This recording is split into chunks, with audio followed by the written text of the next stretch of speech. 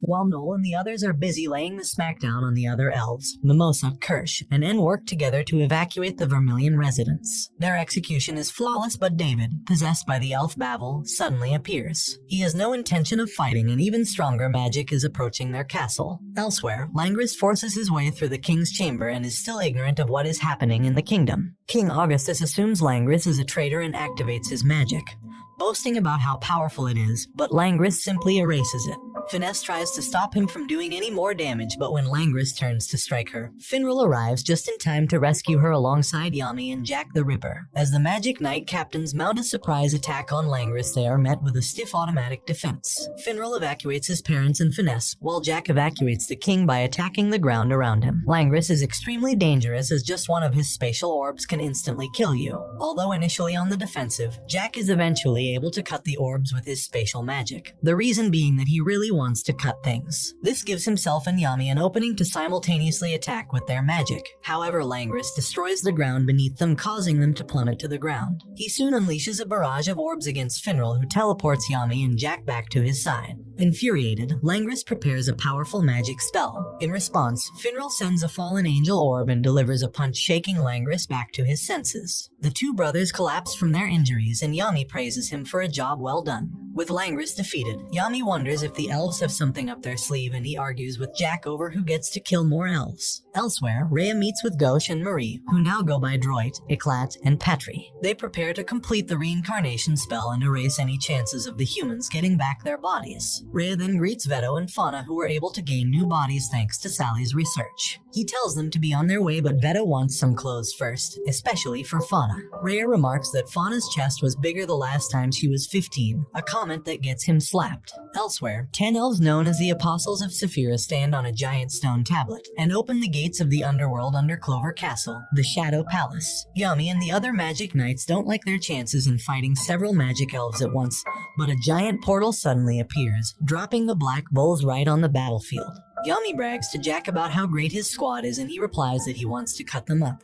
To which Yami says, what the hell don't. Their presence is sorely welcomed, and they begin a cannon barrage against the elves. Mimosa warns Asta that their reincarnations will soon complete, causing an even greater urgency. Dorothy, now Rivette, uses her dream magic to wipe out the head of the Bulls base, erasing Charmy, Sally, Vanessa, Magna, and Luck from the equation. With the Bulls now vulnerable, Patry's light spells reduce their base to rubble. Patry and the other elves then enter through the gate of the underworld, leaving Droit behind to deal with the Bulls. Combining his mirror magic with Eclat's eye magic, they immobilize and seal their opponent's movements. Asta manages to undo the spell for those around him with his Demon Destroyer sword, and they prepare a counterattack to take back Gauche, even though they remember him to be annoying because that's what friends are for. Some of the Black Bulls find themselves in Reve's dream world where the impossible seems possible. Reve attacks them with a giant stuffed animal, but thanks to Rogue they narrowly escape being eaten. Sally analyzes the situation and takes a great interest in Rogue. Charmy's recovery magic and Rogue forms the cornerstone of the Black Bulls' defenses, but Vanessa knows they cannot keep this up forever. Reve sends a wave filled with man-eating fish at them, but thanks to Charmy, she cleverly uses Magna and Luck's powers to dissipate the wave. This leads Sally to conclude that in the dream world, whatever Reve thinks of appears. However, those objects are still bound by real-world properties. She takes advantage of this info and causes Reve to summon a pair of glasses and several doors that lead to the outside world. They suddenly get drowsy, a side effect of being inside Reve's dream world. She says that those who fall asleep here never wake up. Elsewhere, Jack and Yami remain trapped in a tunnel while Asta and the others are pinned down by Droit's ray beams. They struggle to make any progress and their magic reserves keep getting lower. Droit identifies Asta as the biggest threat and singles him out and prepares to deliver a concentrated attack. The other bulls narrowly set up a defense in time to protect Asta, giving him time to enter his demon form. Asta rushes Droit, but it was all an elaborate ruse, and once again he is caught in Eclat's eye spell. He prepares to deliver another gigantic attack, but Henry and the others rescue him just in time. Henry recalls how he was essentially left for dead by his parents, and how it was the Black Bulls who gave him a second leash on life, and he promises to protect his friends. Suddenly, Asta breaks free from the spell and promises to do the same. As the bulls trapped in the dream world try to escape through one of the doors, Reve locks them up in chains, dashing any hopes they have. Sally comes up with a clever idea involving Magna, and they create a silhouette of the real Dorothy. For a moment, Reve imagined Dorothy, resulting in her being summoned in the dream world. Against popular perception, Dorothy, who's always asleep, is actually very friendly and energetic. But fortunately for the bulls, she can also fight on equal footing with Rivet. Asta can't seem to close the gap between him and Droid. Henry recalls him back to their flying base. With their magic getting lower and lower, Henry decides to go for a banzai attack, falling straight towards Droid to drain his magic. Henry closes his eyes and accepts his fate, but Asta enters his demon mode once more and doesn't intend on leaving any bull behind. Henry suddenly wants to live again and the feeling is mutual. Gordon and Gray help Asta close the gap, sending him charging straight into Droid. His binding spell is then lifted, freeing the other mages. Droid recalls how they were betrayed by humans, but recognizes that those before him are not the same people and are simply protecting their friends. Droid then surrenders to Asta and allows him to take back Gauche. As he disappears, he gives them some words of caution. Actions without consequences do not exist. Gauche and Marie are back, and the bulls jump on top of him in celebration. Although he is too shy to show it, Gauche thanks them for saving him. At the same time, Rivet is unable to maintain Dreamworld due to Dorothy's presence, and it begins to crumble. As it collapses, Dorothy tells her that not all humans are bad and wishes they could have met under different circumstances. Back in the real world, Magna and Luck perform their combination attack, blasting Rivet right out of the sky. Asta dispels the reincarnation magic on Dorothy, and the Black Bulls reunite. Now that the gang is back together, they plan to link up with Yami. Gilder and Rifchai stumble upon the Shadow Palace, a place rumored to be a treasure trove of powerful magical items. Meanwhile, the Black Bulls continue to recover their strength with Charmy's magic. Noel notices that Sally is wearing Asta's shirt, and she and Mimosa are mortified to learn that he promised to let Sally do whatever she wants with his body. Luck senses two elves heading their way, however they are both instantly defeated by Fugolian and Marioliona. Fugolian comments that Asta has gotten stronger in his absence, while Marioliona, who was supposed to be resting for one more day, has already recovered. They are interrupted by more elf mages, and with the portal to Shadow Palace getting even smaller, they tell the Magic Knight captains to go on ahead. They also send Asta, whose sword will be sorely needed. Kirsch also volunteers for Mimosa to join them, while Solid, who now admits that Noel is stronger. With the bulls as a screening force, Asta and the others advance into the Shadow Palace. After a rocky ride, Asta finds himself with Mimosa. She uses her plant magic to get a layout of the labyrinth and detects Licht in the farthest chamber. They both enter the nearest room and find Rill possessed by the elf Lyra waiting for them. Elsewhere, Noel is left all alone to face off against Fauna, who also happens to be possessed by an elf called Fauna. Marioliona stares down the reincarnated Veto in anticipated battle of the beasts. She rains fire but is surprised by how fast he is. She has finally met her match and is thrilled to fight such a worthy foe. Fugolian faces Kaiser, the current captain of the Purple Orcas, possessed by a nameless elf. Fugolian knows Kaiser as a virtuous, upstanding individual and swears to drag him back to his wife. However, his salamander's flame fails to penetrate his defensive barrier. As the siblings bear the brunt of their opponent's attacks, they both think of each other highly. Fugolian thinks of his sister as headstrong but powerful, while Marioliona thinks of her brother as overly serious but commands respect. They both grit their teeth and fight back, thinking of each other as the strongest in the kingdom. They smash through their enemies and roar like lions. Meanwhile, Noel activates her Valkyrie armor and fights against Fauna. She unleashes a sea dragon's roar, seemingly defeating her, but to her shock, Fauna simply heals herself as though nothing happened. Elsewhere, Asta and Mimosa struggle against Lyra's art attacks. Outside, the besieged Black Bulls are relieved by Yuno, who has gathered all able-bodied mages in the Clover Kingdom. Charmy gives him some recovery food and falls head over heels when he compliments her. After learning that Asta is inside the Shadow Palace, his necklace shines and creates another portal, allowing him to go inside, with Charmy in tow. Charmy finds herself in the same room as Lyra and assumes that she is in hell. She is chased away by some of the monsters and runs into Asta and Mimosa, telling them that Yuno is also inside the palace. She notices Lyra suffering from artist's block and flies up to deliver him some food.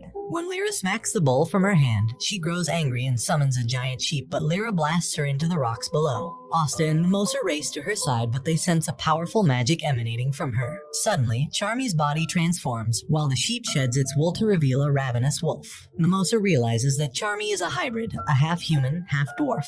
Charmy is the most surprised out of them all and is shocked that the wolf can talk. As Lyra continues summoning monsters, the wolf pulls out a knife and fork and eats them faster than Lyra can cook them up. Charmy tells Asta to go on ahead while she punches the importance of not wasting food into Lyra. Using Mimosa's magic, they find themselves in a chamber where they find David collapsed on the ground. Mimosa senses that Yuno is in another chamber, fighting off against 3 elves. Yuno faces Patry, Rhea, and Ron. Patry and Rhea attack him simultaneously, but Yuno is, after all, built different, and effortlessly avoids their incoming attacks while firing back with his own. However, the other elf, Ron, manages to snatch the necklace around Yuno's neck, which is the last magic stone they need. Rhea commends Ron on a job well done but senses something is wrong. Ron opens his mouth and a gaping hole is left in Rhea's chest. Rhea had known all along that the humans did not betray them, but for the sake of seeing Licht again, he kept his mouth shut. Patry rushes to Rhea's aid and begins healing him, while Ron reveals his true form. He steps onto a pedestal and transforms into what can only be described as pure malice and evil, the devil. He thanks Patry for being a useful pawn all this time, and reveals that the one who manipulated the humans into attacking the elves was him. Patry attacks him in a rage, but all magic is useless against his world's soul magic, which allows him to create whatever he wants with just words. Even Yuno senses that the devil's power is far beyond his own. Asta and Mimosa arrive just in time to help, but shivers run down their spines at the sight of their opponent. The devil teleports Patry to him and impales him with iron spears. Asta and Yuno are kept at bay with a rain of swords and are subjected to a barrage of crushing spells, while the devil explains that thanks to Patry, he was finally able to reincarnate. Raids and Voltos, listening from afar, learns that Patry, too, was used just like them. The devil slowly warps Patry's grimoire into a 5-leaf clover, born out of despair, which will allow him to rule the world once again. He transforms Patry into a dark elf and lets it rampage, while he makes his exit out of the Shadow Palace. Asta and Yuno now have to fight a powered-up Patry, who is stronger than ever. Even in their powered-up forms, they can barely keep up. Asta cannot sense his Kai, while it takes Yuno all he has just to avoid his attacks. Patry begins to charge himself up, which Asta senses is the same spell they faced in the cave all those months ago. It takes Asta and Yuno all that they have to deflect Patry's attack.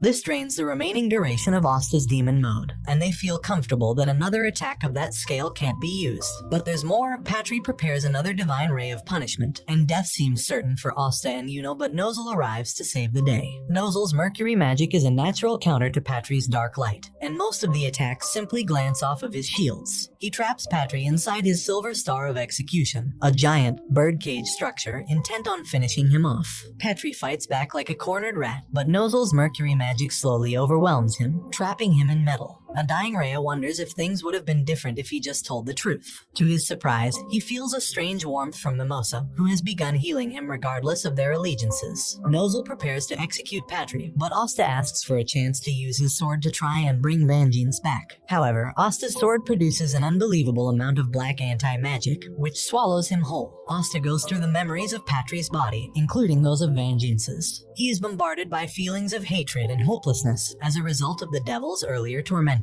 He finds the real Patry cowering in fear and regret at his life choices, as everyone eventually does. Asta grabs him by the collar and yells at him for giving up so easily. He reasons that even if he is weak, he should stand and fight to fix the problems he caused. Asta returns with Patry, but not vengeance. He thanks Asta for his help, and although presumptuous of him, he asks for his assistance. Elsewhere, the devil makes it to Licht's chamber, where the only exit of the Shadow Palace lies. Even in his incomplete awakening, Licht instinctively knows to keep the devil at bay. Charlotte, possessed by the elf Charla, arrives to support Licht. At the same time, Yami arrives, who Charla eyes with suspicion, but Yami points at the devil and says there's never been a more obvious bad guy in his life. They form a temporary truce and together they face off against the devil himself. To Finral's shock, Nero starts talking to him, asking to be brought to the devil's bones. He has him remove the magic stones inside the tablet and transfer it into the statue of the Wizard King, and it slowly cracks open. Elsewhere, Yami, Charla, and Licht continue fighting against the devil. Yami and Charla barely have enough in the tank to avoid the devil's sword storm attacks, which Yami remarks is completely unfair. However, they learn that even world soul magic has its limitations, such as its range or what it can do. The devil thanks them for letting him play with his magic after so long and uses his grimoire for the first time. He summons a writhing aberration from another dimension, against which Yami's magic has no effect. The devil's aberration soon makes it into the chamber where Asta and the others are, and it nearly swallows them whole. Miraculously, Asta is unharmed, supposedly because it has no need to eat beings with no magic. Nozel orders Mimosa to join him in rescuing those in the other chambers, and tells the others to go into the final room. Meanwhile, Finral watches in awe as the statue crackles with life, revealing the first Wizard King, Lumiere, alive underneath. Nero also transforms into a girl named Secker, and even when the apocalypse is close at hand, Finral asks her out on a date. Lumiere activates his magic and they blast across the sky towards the Shadow Palace. He throws Finral off, thanks him, and tells him to wait there for his friends. He grasps Secker's hand and they resolve not to let that tragedy happen again. 500 years ago, Secker was brought as a servant to Prince Lumiere. He shattered all her perceptions of nobility and assisted him in creating the magic tools and observed him mingling with the elves. On the day of the wedding, Lumiere is lured into the palace and trapped there by the devil, who manipulated the other royals to massacre the elves. With Secker's help, he races to the wedding and finds that all the elves have already been slaughtered. With his arrival, Licht regains partial control of his heart, knowing it was not his friend who did all this. However, the magic within him is slowly turning black, and it is only a matter of time before the devil takes over his body. Licht uses forbidden magic and transforms into a giant demon, and as a last request he asks Lumiere to kill him, and this brings the anime to an end. Thanks for watching part 11. If you want a part 12, comment below. And until next time guys, take care.